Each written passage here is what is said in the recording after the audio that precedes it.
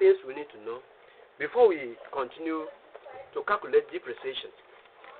There are factors that we need to consider. What are the things that we need to do? Okay, what are things to consider before we calculate? We are going to calculation right now on how to calculate depreciation, either straight line or so on. Another one, we are going to consider them. Okay, now one, we are going to look carefully or consider one, the historical and original cost of the asset. The historical and original cost of the asset. Before we start calculation or the calculating of the asset, depreciating asset, either straight or yearly or so, or other on a straight line, that is a certain percentage is set apart yearly on a straight line every year, or there will be other way, and we have about three types.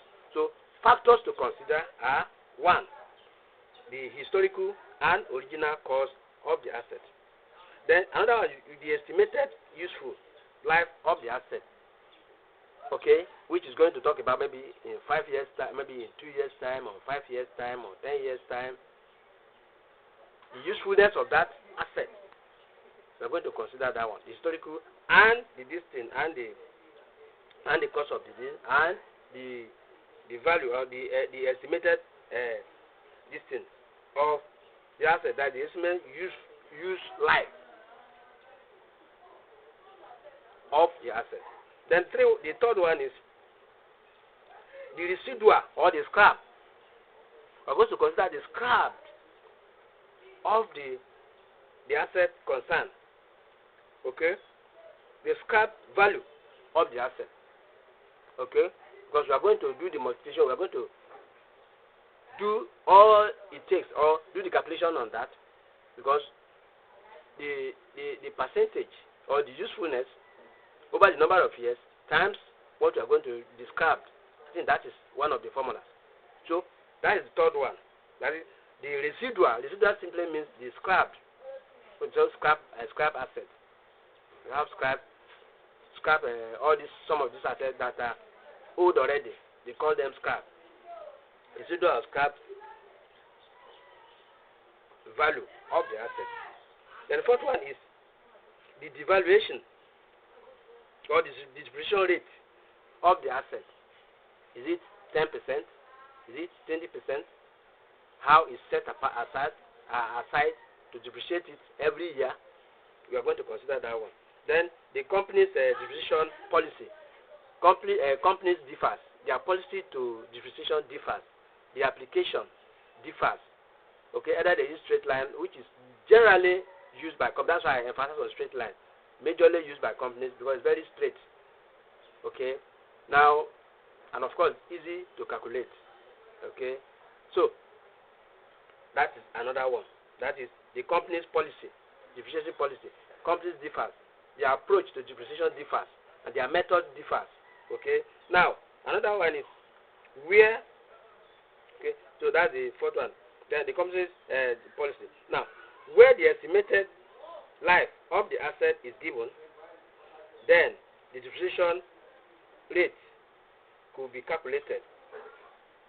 Where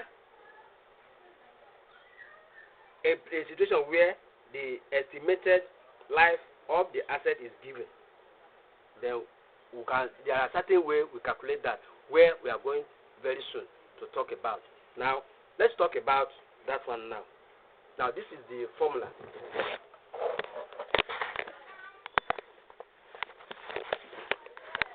The formula, we have rate is equals to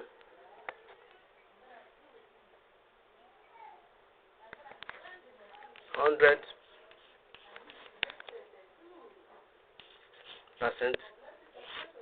all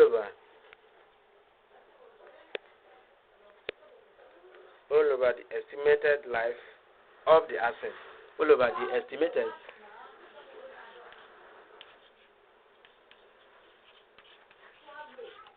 life of the asset.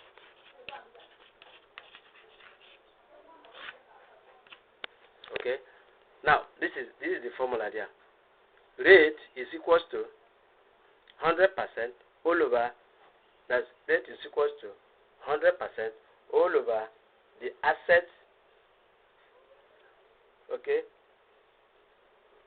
All over the estimated all over the estimated life of the asset. That's the formula. So we shall go further to talk about that. So now you know the formula now in your head. It is called, that's 100% all over the estimated life of the asset. That's the formula. That's where the lifespan, the estimated life is given. That is the formula for that. Thank you, and you are welcome.